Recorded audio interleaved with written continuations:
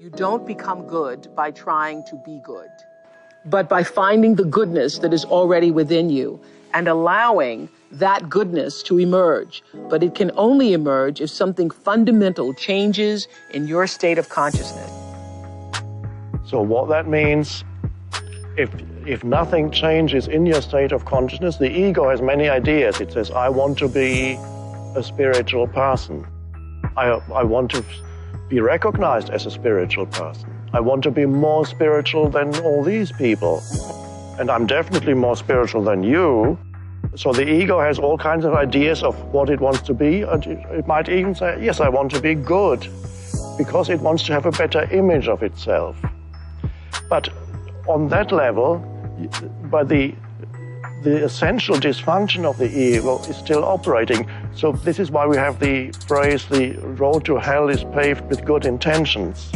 Because no matter how good your intentions are, when you're still trapped in the ego, it will always take you into conflict eventually. So you have to go deeper beyond the realm of opposites where there's good and bad and reach a place within yourself that is unconditioned, that is what I sometimes call the formless, expressed beautifully in the Old Testament in the little saying, "Be still and know that I am God."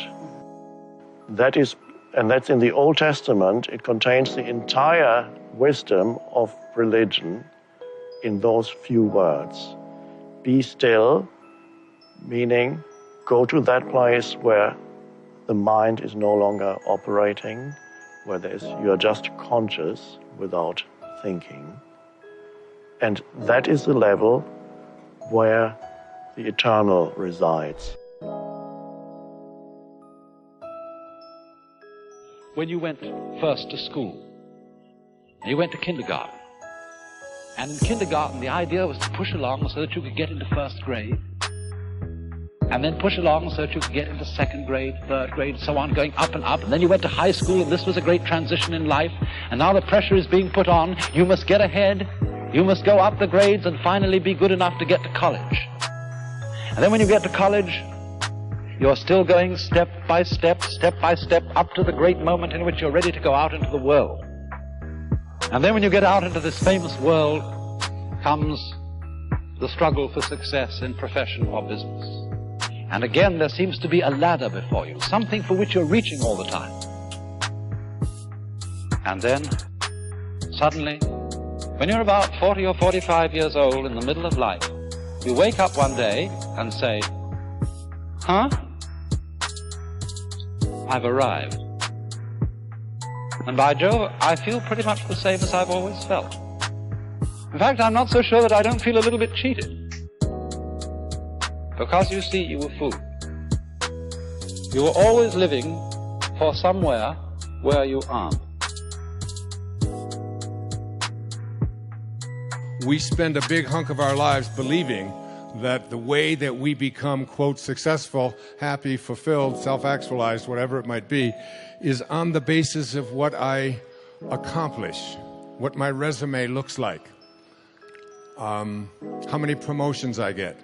And so we send our children off to school and we ask them to learn to identify themselves on how much they get and what they accomplish. Your grades become more important than what it is that you are studying. What you own, what clothes you wear, what labels you have, and so on. And we become obsessed with this kind of absurdity. And this is the false self at work.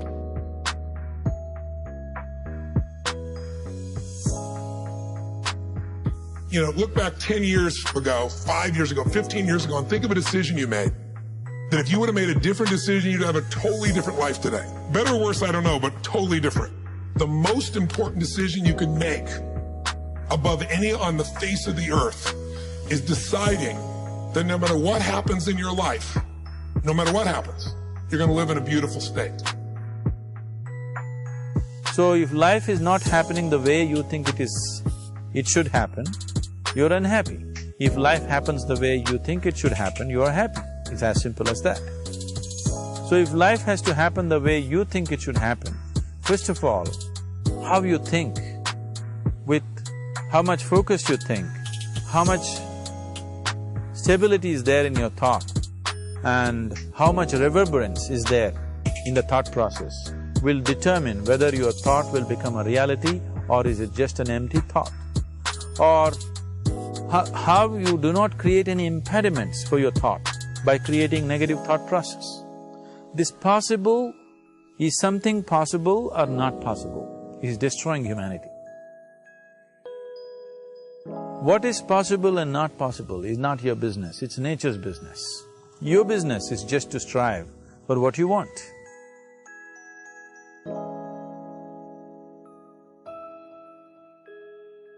The decision to say, I am not gonna suffer, that if suffering arises, pain's one thing, suffering's another. Suffering is when you're like, suffering could be worry, it could be anger, it could be frustration, it's anything that takes you out of a beautiful state. And here's what people don't get. You can end suffering by stop focusing on yourself and focus on something you want to serve greater than yourself. Your children, your wife, your mission, your life. You can get out of it in an instant because the nature of the human mind is to constantly compare things. Your mind, your brain is a 2 million-year-old device, and it is not designed to make you happy. It's designed to make you survive. And that's why it's always looking for what's wrong. Life is supposed to be good, not just for some, but for all of you. And when it isn't, something has gone terribly wrong. And every single time, the thing that has gone terribly wrong is that an orientation or a perspective has been developed and practiced to the point that other evidence can't come in. In other words, when you have decided something in a very powerful way, then it must be, because law of attraction will always present to you exactly the package that you are practicing all day, every day. You've got no argument with that. And so we do not sense that your life reflects this now in this powerful way. At one time, yes. But we want to say to you that you are taking more upon yourself. This is really what we would like to say to you. Soul is also the center of the world, which is a frightening proposition and not one that's easily comprehensible. Solzhenitsyn's work in the Gulag Archipelago is particularly enlightening in this regard, because he insisted that it was a preconception of our Judeo-Christian heritage that each person was the center of the cosmos. And you can think of that as a center of consciousness, right? A center from which being itself is not only reflected, but also generated. And it was Solzhenitsyn's belief, and Dostoevsky's as well, and I think Jung would have been in accordance with this, and Nietzsche as well, for that matter, that in some manner that we don't fathom, because we don't understand the structure of the world very well, the outcome of the world is dependent on our choices, and equally on all of our choices. And I don't understand. I know that to be true, or feel that to be true. It's part of the doctrine that each person is of intrinsic and equal worth. Part of that doctrine is that each person has intrinsic and equal responsibility, and that we're each capable of generating a fair bit of hell around us and for other people, but also capable of generating a tremendous amount of good. And that the fate of the world as it careens through eternity is actually a consequence of the ethical decisions of each of us. It's a terrifying idea. It's no wonder that people flee from it into hedonism, let's say, and ideology, because it's very frightening possibility that the choices that you make day to day or fail to make have this profound and lasting effect on the structure of reality, but I don't really see any way out of that conclusion. Come up with 10 laws you are going to spend, or you're going to live the remainder of your life under. That could be one of the things I teach in my work, don't die. One of the secrets to legendary is longevity. So outlive your industry peers. Amazing what happens when you get into such great physical health that you just outlive everyone around you. You know, it's 90, you're 90, no, you have no competition. Imagine how easy it will be for you to dominate your field. Imagine how good you're going to be if you're 103, still rocking your game. So the point is, don't die. Protect your health. Hack aging. Eat the right supplements. Work out every day. Run my 2 massage protocol. Make sure you get fresh air. The point is simply this. One of your 10 life laws could simply be don't die. One of your 10 life laws could be give more than you take. One of your 10 life laws could be spend an hour alone building your self-relationship. You know, I was reading Marcus Aurelius very early this morning, the great Roman emperor, and he talked about the shortness of life, but he also talked about this. Find some time every day to be amid tranquility so you could think. See, when you're in the noise, you can't think. The noise of distraction and attraction and diversion by technology.